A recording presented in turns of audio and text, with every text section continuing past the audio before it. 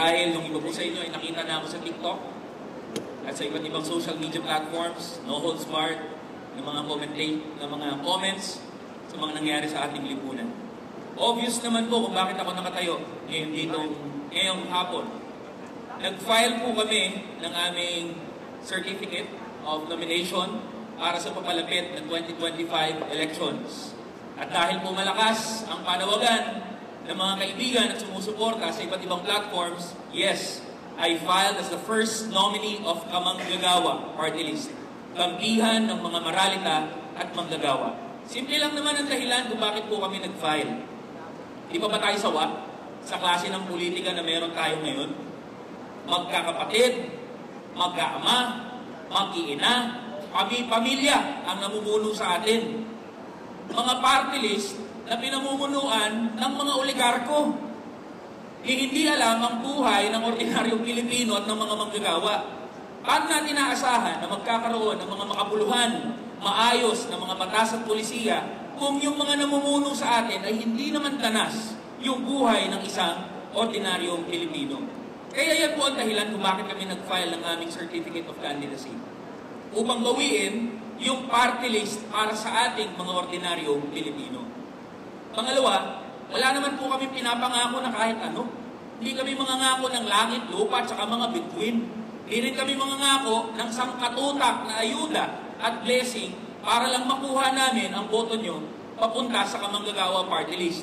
Dalawa lang po ang major na bibit-bitin ng Kamanggagawa Party List.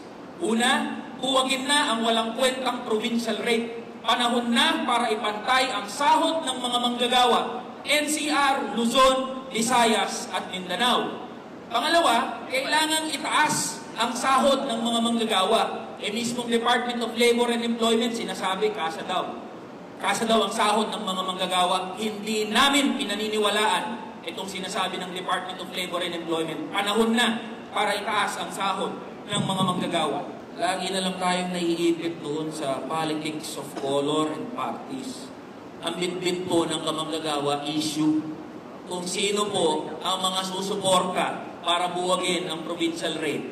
Sino ang magtataas ng sahod, edi magsama-sama kami doon sa Kongreso. Pero tiwala po ako sa katagalan ng panahon. Wala namang congressman na tumindig doon at nagsabi, buwagin na yung provincial rate. At sure ako, pag sakaling nakapasok ang kamanggagawa doon sa Kongreso, 300 po ang congressman, iisa lang po ako. No? Pero willing po na makipaglaban, makipagbakbakan doon sa loob ng Kongreso, makalaban yung mga gustong kumalaban, pero titindigan po natin itong provincial rate, buwagin na yan. So kung sinong gustong sumama, sinong gustong sumuporta para buwagin itong provincial rate, we are more than willing to work with them. Issue-based po tayo, issue ng mga manggagawa, not politics of color. We fully understand that, ma'am. Sabi ko nga po, even if we win one seat in Congress, there are more than 300 congressmen inside the House of Representatives. Wala po kaming ilusyon na magiging madali yung laban. So kung hindi pakikinggan at magsasama-sama yung mga kongresista doon sa loob ng House of Representatives, maraming manggagawa sa labas ng Kongreso. Kung hindi yan lulusot doon sa loob ng Kongreso, ipa-file namin yan paulit-ulit, wala kaming gagawin, gagambalain namin yung mga nandun sa loob ng Kongreso. At siyempre, isasama namin yung malawak na hanay ng mga manggagawa sa labas ng Kongreso. Dahil kung hindi makikinig yung mga congressman sa loob ng Kongreso, di mag-iingay kami sa labas ng Kongreso hanggang mapakinggan at bumigay itong mga congressman na to. Problem is, no one is speaking about the issues of workers. No one is speaking about provincial rate. No one is speaking about how low the wages are. Kaya, totoo yun, ma'am, magiging mahirap po yung magiging laban natin sa pagbubuwag ng provincial rate at pagpapataas ng sahod ng mga manggagawa. Yung mga maaaring maging kaalyado, maaaring makinig doon sa plataforma at sinasabi ng Kamanggagawa Party List, and we are more than willing to work with them. Pero kung hindi talaga umepekto sa loob ng Kongreso, again, kanino ba nakasalalay ang tunay na kapangyarihan? Hindi naman sa mga kongresista, hindi naman sa mga congressman at sa mga senador.